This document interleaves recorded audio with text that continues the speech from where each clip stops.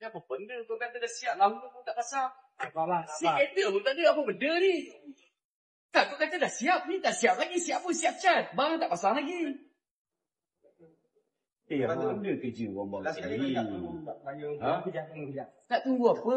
Kau janji datang lepas maghrib. Aku datang lepas maghrib, aku dah sampai tadi.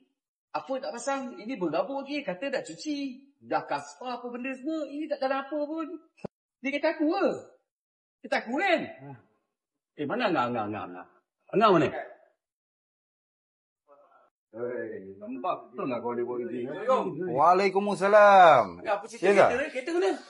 Kereta dah siap dah. Siap apa benda? Dia tak ada pun kereta kat luar. Eh, Kata orang lain ada. siap apa, bang? La ilaha illallah, kita buat yang terbaik. Ada dekat luar tu ikut turn. Sabar, tenang sikit dah. Dah siap.